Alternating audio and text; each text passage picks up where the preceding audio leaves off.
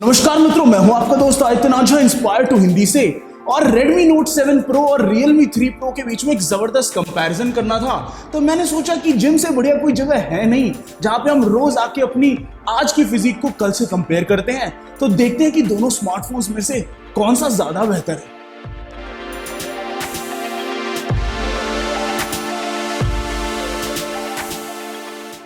तो दोस्तों, Xiaomi Redmi Note 7 Pro काफी समय पहले आया था और ये 14,000 रुपए में सबसे बेहतरीन फोन्स में से एक था और ये अभी भी है।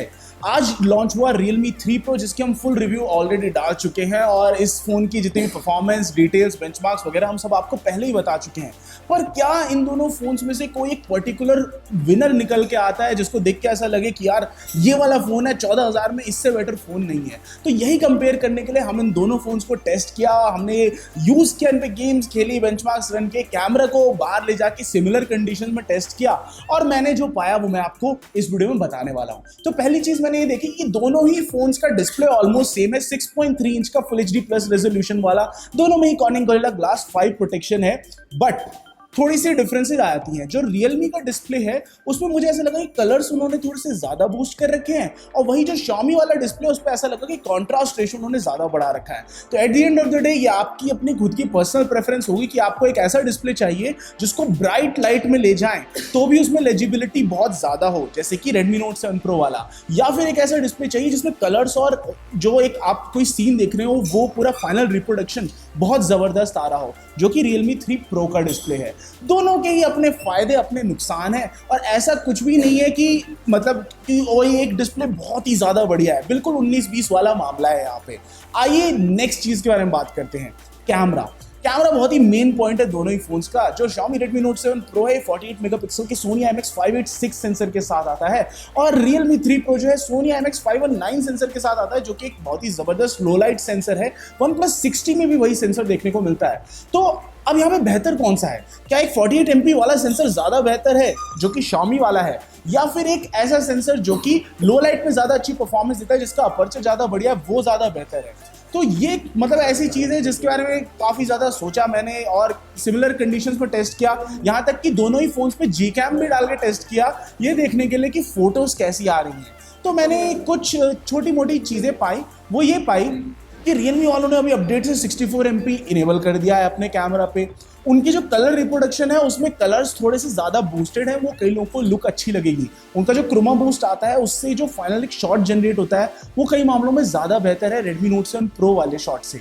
लेकिन Redmi Note 7 Pro में 48 MP का सेंसर है तो डे लाइट में वो ज़्यादा डिटेल कैप्चर करता है, आपको पिक्सल्स ज़्यादा मिलते हैं खेलने के लिए। तो अगर आप रॉ इमेजेस शूट कर रहे होंगे तो Sony IMX586 वाला कैमरा ही जीतेगा। बट लो लाइट अगर आप परफॉर्मेंस की बात करेंगे तो एकदम यहाँ पे भी एकदम ही 19-20 वाला मामला है। IMX519 सेंसर भी बहुत जबरदस्त है लो लाइट में। वहीं जो आपका 48 MP का सेंसर है वो पिक्सल बिनिंग करता है और 12 MP की जो इमेजेस देता है वो भी बढ़िया आती हैं। मैं आपको साइड बाय साइड इमेजेस दिखा देता हूँ, आप खुद चूज करिए आपको कौन सा वाला कैमरा ज्यादा बेटर लग रहा है। मुझे पर्सनली दोनों ही सही लगे। और अगर आप एक ऐसे व्यक्ति जो कि प्रो लेवल के फोटोग्राफर है, ज्यादा छेड़खान करेंगे अपने कैमरा के साथ, तो आपको Redmi Note 7 Pro ज्यादा बेहतर लगेगा। Redmi Note 7 Pro जो है ये फास्ट चार्जिंग को सपोर्ट करता है, लेकिन Realme 3 Pro जो है वो वूक चार्जिंग को सपोर्ट करता है, जो कि फास्ट चार्जिंग का भी बाप है और बहुत तेजी से फोन चार्ज हो जाता है। वहीं अगर हम USB पोर्ट के बारे में बात करें तो Realme 3 Pro में माइक्रो USB पोर्ट ही दिया गया है, जो कि काफी पुराना आउटडेटेड स्टैंडर्ड है। USB Type-C आपको मिलता है Xiaomi Redmi Note 7 Pro में। But at the end of the day जो फोन ज्यादा जल्दी चार्ज हो रहा है और जिसको चार्ज करते वक्त भी आप उस पर गेम खेल सकते हैं वो Realme 3 Pro ही है, तो इस मामले में वो जीत जाता है। अगर चिपसेट की परफॉर्मेंस की बात की जाए तो Snapdragon 710 मिलता है Realme 3 Pro में और Snapdragon 675 मिलता है Xiaomi Redmi Note 7 Pro में। 675 का CPU परफॉर्मेंस, बेंचमार्क परफॉर्मेंस सब कुछ ज्यादा बेहतर है।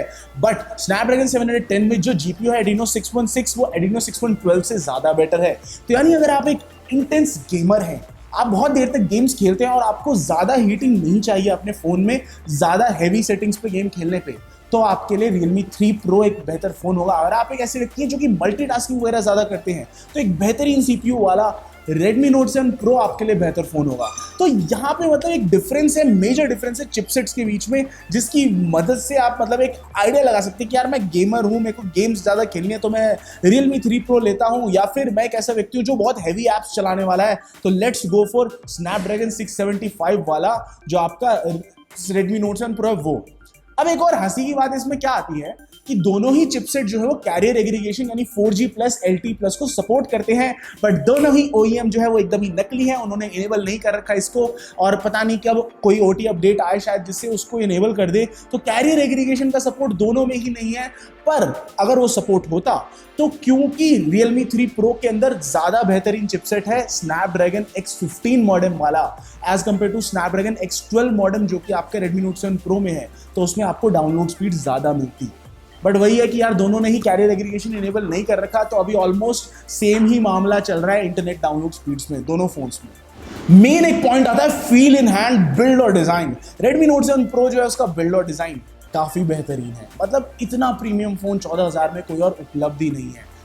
अभी मैं इस फोन को बहुत ही लंबे समय से पर्सनली चला रहा हूं और कोई भी इस फोन को देख के ये नहीं कह सकता कि यार ये 14,000 का फोन है। इसकी जो बिल्ड और डिजाइन है, मतलब एक पूरी सॉलिड जो ग्लास बॉडी है, वो देख के बहुत जबरदस्त लगती है। इस मामले में Realme 3 Pro बहुत ही बुरी तरह से मात खा जाता है क्योंकि फ्लोरिकार्बोनेट बैक है, उसकी प्लास्टिक बॉडी है, और वो किसी भी दिन किसी भी क्षण यार किसी भी मोमेंट में ऐसी बॉडी से कंपेयर नहीं कर सकती है। वो फील आती ही नहीं है हाथ में जो इस फोन को हाथ में लेके फील आती है। और यहाँ पे एक और मेजर डिफरेंस आता है dew drop notch versus water drop notch. कई लोगों को ड्यू ड्रॉप नॉच पसंद आएगा जो कि Redmi Note 7 Pro में देखने को मिलता है, कई लोगों को वाटर ड्रॉप नॉच पसंद आएगा जो थोड़ा सा ऐसे अलग सा डिजाइन है जो कि Realme 3 Pro देखने में मिलता है। तो आपकी यार पर्सनल प्रेफरेंस है, मेरे को तो दोनों ही बढ़िया लगते हैं। वैसे इतने छोटे छोटे से नॉच है उन पर उतना ध्यान जाता नहीं है। बैटरी लाइफ की बात की जाए तो दोनों ही फोन ऑलमोस्ट यहाँ पे भी 19-20 का मामला है दोनों फोन्स में, और बैटरी लाइफ 4000 mAh बैटरी आपको Redmi Note 7 Pro में मिलती है, 4045 mAh की बैटरी Realme 3 Pro में मिलती है, थोड़ी सी ज्यादा, बट ऐसा नहीं है कि बहुत ज्यादा डिफरेंस आ जाएगा रियल वर्ल्ड यूसेज में। दोनों ही फोन 1.5 से 2 दिन तक टिक जाते हैं, एक नॉर्मल यूजर के लिए, और एक हैवी यूजर के लिए 1 दिन तो आराम से टिकता है। ईयरपीस क्वालिटी की बात की जाए तो Redmi Note 7 Pro का ईयरपीस बहुत ही रद्दी सा है, बिकॉज जैसे आप बाहर जाएंगे, क्राउडेड एरिया में जाएंगे, भीड़ भाड़ में जाएंगे, वहां पर वो कॉल सही से नहीं सुनाई देंगे, पर Realme 3 Pro इस मामले में उससे तो ज्यादा बेहतरीन है। जीपीएस इश्यूज की बात करें तो Realme 3 Pro में वो जीपीएस इश्यूज उतने ज्यादा नहीं है जितने कि Redmi Note 7 Pro में देखने को मिलते हैं। इसके अलावा अन्य जो मैंने दिक्कतें बताई थी आपको everything wrong about Xiaomi Redmi Note 7 Pro वाली वीडियो में, उसमें से आधी ज्यादा दिक्कतें जो थी वो आपको इसमें नहीं मिलेंगी। जैसे कि MIUI में एड्स भर रखे हैं बहुत ज्यादा, कलर OS में वैसे एड्स नहीं है, बट MIUI का एक्सपीरियंस मुझे पर्सनली एड्स डिसेबल करने के बाद ज्यादा बेहतरीन लगता है कलर OS के मुकाबले। और वहीं अगर थर्ड पार्टी ROM के सपोर्ट की बात की जाए तो उस मामले में भी आपका जो Redmi Note 7 Pro है वो ज्यादा आगे है Realme 3 Pro के मुकाबले, बिकॉज थर्ड पार्टी ROMs की डेवलपमेंट तभी होती है जब एक डिवाइस बहुत ही ज्यादा पॉपुलर होता है, जो कि Xiaomi के केस में उनके फेवर में चला जाता है। तो वहीं Realme 3 Pro के लिए थर्ड पार्टी ROMs उतनी ज्यादा आना बहुत ही मुश्किल लगता है as compare to Redmi Note 7 Pro। अगर 3.5mm जैक से ऑडियो की बात की जाए तो Realme 3 Pro में भी वो बढ़िया है, काफी बढ़िया है, और Xiaomi Redmi Note 7 Pro में भी सही है, थोड़ा सा मतलब कहूंगा कम है Realme 3 Pro के मुकाबले। अब फाइनल अगर बात की जाए प्राइसिंग की तो दोनों ही फोन 13,999 रुपए से शुरू होते हैं 4GB स्टोरेज और 64GB के लिए। और ये दोनों ही फोन्स जो हैं उनमें अपनी कुछ एक खामियां हैं, अपनी कुछ एक प्रोज कॉन्स दोनों में ही चले आ रहे हैं। मतलब ऐसा नहीं है कि कोई भी एक फोन क्लियर कट विनर है। जहां एक तरफ Xiaomi Redmi Note 7 Pro आपको एक बहुत ही जबरदस्त बिल्ड, डिजाइन, कैमरा, ऑलमोस्ट सभी कुछ देता है, वहां कुछ कुछ चीजों में थोड़ा सा पीछे है Realme 3 Pro से। वहीं Realme 3 Pro ने भी अपनी कई चीजों पे कमी कर रखी है। ओवरऑल अगर मैं स्कोर दूंगा 10 में से तो मैं Xiaomi Redmi Note 7 Pro को 9 दूंगा और Realme 3 Pro को 8.5 दूंगा, क्योंकि ये मेरा पर्सनल प्रेफरेंस है। आप इससे ज़्यादा मतलब जो भी Realme फैंस है या Redmi फैंस है उसके लिए मेरे को मारने मत आ जाइएगा कमेंट्स में, ये मेरा अपना पर्सनल प्रेफरेंस है। मुझे दोनों ही फ़ोन बढ़िया लगे और दोनों ही फ़ोन यूज़ करने की दृष्टि से सही है, but at the end of the day एक ही विनर हो सकता है और वो मैंने आपको बता दिया। तो दोस्तों इस वीडियो के लिए इतना ही। अगर आपको वीडियो पसंद आया तो इसे लाइक करें, रोज मेरी तरह डंबल उठाएं, सेहत पे ध्यान दीजिए और हमेशा की तरह सतत निरंतर आगे बढ़ने के लिए प्रेरित रहिए।